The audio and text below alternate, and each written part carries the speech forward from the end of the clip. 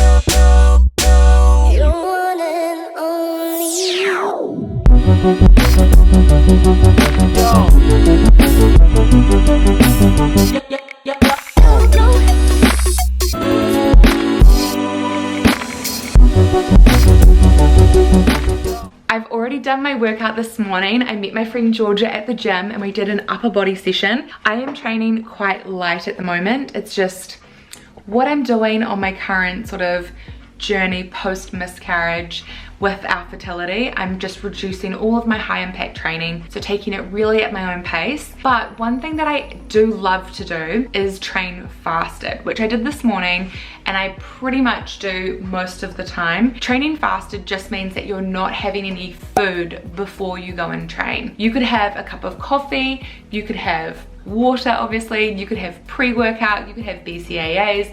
All of those things still are considered that you are training fasted. And if you're training fasted and you're having pre-workout or some kind of supplement before going to the gym and you're wondering if that is intermittent fasting friendly, the general rule that you want to bear in mind with intermittent fasting is if it's less than about 50 calories, then it still is intermittent fasting friendly. And that's why some people add a splash of cream, maybe milk, maybe almond milk into their coffees even while they're fasting, because that tiny bit of milk, cream, whatever is still within that 50 calorie limit, so it's not going to break a fast. When it comes to intermittent fasting, you can be as strict or as relaxed as you like. It's completely up to you. If you think that intermittent fasting would be more enjoyable if you added in something like that, then do it. Who cares? It's really about finding what works for you and going with that rather than stressing out about everything. Intermittent fasting is where you are reducing your eating window. So instead of just eating all the time throughout the day, like whenever you feel like it, you are allocating a certain amount of time to eat. And there are different intermittent fasting times you can do. My favorite intermittent fasting eating window is to fast for 16 hours and to eat for 8 hours, which is what I'm doing today. I started my fast last night. After I finished dessert, I opened up the app on my phone that I like to use for fasting called Zero. It's a free app. You don't have to have an app, but it's just nice to be able to have something to track it for you. And I started my fast and that was it. I haven't had anything this morning other than water while I was at the gym, and I'm going to make my first coffee of the day, but I'm not having actual coffee. Right now I'm having decaf coffee, an organic decaf coffee. But the same way that I prepare this coffee to be super intermittent fasting friendly, you can use with regular coffee if you like. I'm using granules, but it also works great with espresso shots too. When I'm fasting, I like to have black coffee just to keep it really intermittent fasting friendly. And preparing my coffee this way tastes so good. It's a salty coffee and it is a hack if you hate black coffee. All you need to do is add in your coffee. I'm using coffee granules and boiling water, and then a tiny pinch of salt. This will work with any type of coffee, and the small amount of salt just takes any bitterness away.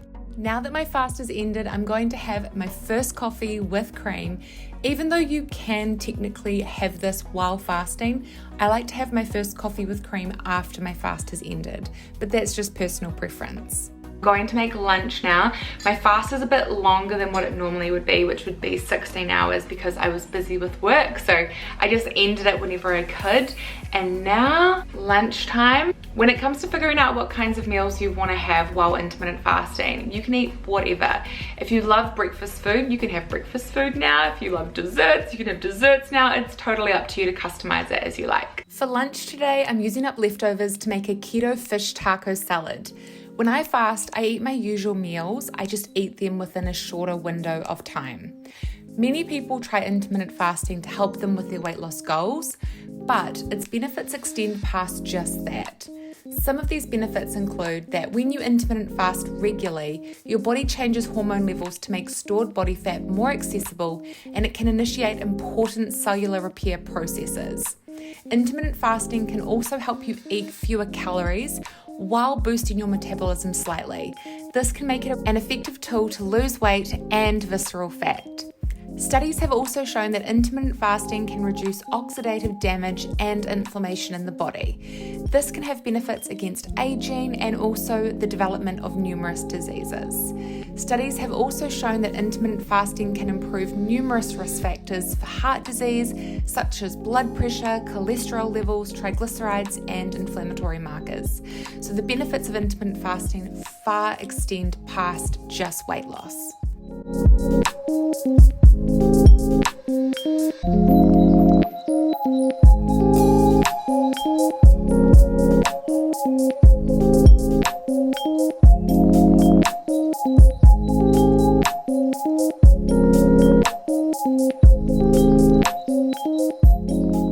It's 3 o'clock and I've just come out to the kitchen to make myself a little snack, fill up my water bottle so that I keep drinking water. So important to remember to drink water, and you can drink water throughout your intermittent fasting. For a snack, I'm going to have some of my favorite Greek yogurt. This is a coconut Greek yogurt and it's so yummy, especially when I combine it with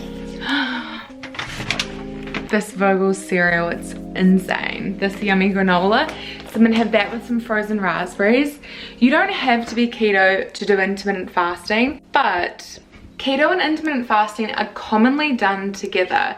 And I think one of the reasons why it's so popular that people do it while they're following a keto diet is that they find they're not as hungry, so they don't need to eat as much. And also because they're not eating carbohydrates and refined sugars that spike their blood sugar and keep them on this energy roller coaster, and instead their energy is kind of stabilized, they don't feel the need to have to constantly be topping up that energy source. They can tap into their body's stored body fat and eat meals that are higher in fat and protein for energy instead. So that's why it's common for people to do it together. But you don't have to. If you follow a keto diet, you don't have to do intermittent fasting. It's not something generally that I do on purpose.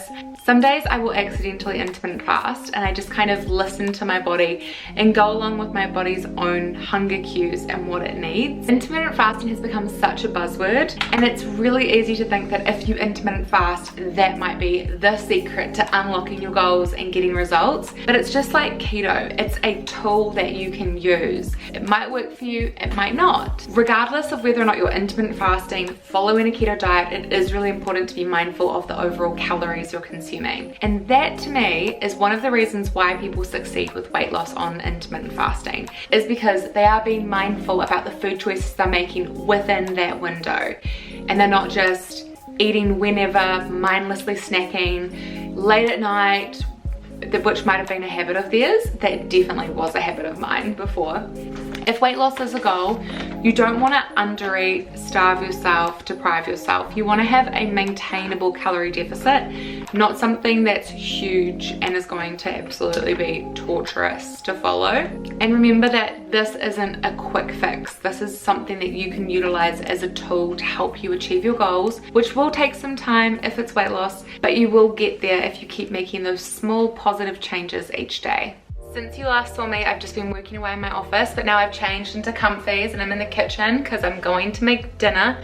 While I'm making dinner tonight, I've got a little beverage with me. This is my iced coffee. I'm cutting out coffee at the moment. Just something that I'm trying for my fertility journey. And this is a substitute that I'm having, which is dandelion, roasted dandelion and chicory root. It's really good. In my opinion, it tastes very similar to coffee, and I can also drink it. at any time of the day and it's not going to affect me. We don't know 100% whether or not any of these things that we're doing to our lifestyle will make any difference, but we're also at a point, both Dave and I, where we're keen to try these lifestyle changes because they can't hurt. So we're just taking the advice of our specialists. Because of my family's medical history, following a low carb keto diet is actually quite important to me. There's diabetes in my family, I'm insulin resistant myself. One way that I can maintain my weight is by following a low carb keto diet. If I have carbs and refined sugars, it does not go well for me. I gain weight super quickly, and something that my specialist and my naturopath really want me to do is just to maintain a healthy weight, because that's really good for conceiving, or it gives us a better chance, or so I'm told. So I'm doing everything I can to be the healthiest version of me. Thankfully, I don't have to make changes to my diet, but I do have to make other lifestyle changes like cutting out coffee, cutting out alcohol, and also stopping my high intensity exercise that I was doing. The reason why I'm cutting out decaf coffee is my naturopath asked me to remove decaf coffee from my diet. She explained that the process in making coffee decaf means that it can be more toxic than coffee to your body. She's just wanting me to reduce my exposure to any particular toxin if I can, which is why we've switched to all natural cleaning products as well. And again, there's no guarantee that this will work, but God loves a trier and I'm gonna give it a go. So anyway, that's not related to intermittent fasting, but I just wanted to explain because you might be curious about where things are at in our journey, and I will definitely share more as our journey unfolds. But back to intermittent fasting, it's dinner time, and that's what I'm about to make now. I'm gonna whip up something really quickly, have dinner, dessert, and then stop the clock. For dinner, I'm making one of our favorite dishes, which is a Big Mac salad. The recipe for this is in the description box below. You can find it on my recipe app, Welle Club. One of my favorite things about intermittent fasting is you don't have to do it every day. You can choose certain days to follow intermittent fasting and then other days just eat as you normally would. It is completely customizable, and it means that you can still eat your favorite foods just within that shorter window. Not only do we have delicious dinners like this Big Mac salad, but we also make sure that we have dessert because we have sweet treats and we love to have them as part of our lifestyle. It keeps us consistent. For dessert tonight, we're having keto ice cream and no sugar chocolate and caramel toppings. And then that's it. Time to stop the clock and start my fast for the next day. If you are following a keto diet and you feel pressure that you have to do intermittent fasting to reach your goals, remember that is not the case at all. It's all about finding a calorie deficit. However it is that you go about doing that, just make it work for you. If you are new to the keto diet, just ease your way in and don't think that you have to master everything at once. If you want to try intermittent fasting later down the track, you always can. Thank you so much for watching this video. I really appreciate it. If you liked it, please give it a thumbs up because the support means the world. And if you're new here, make sure you hit subscribe because I upload new videos every single week. I'll see you in my next video. Bye!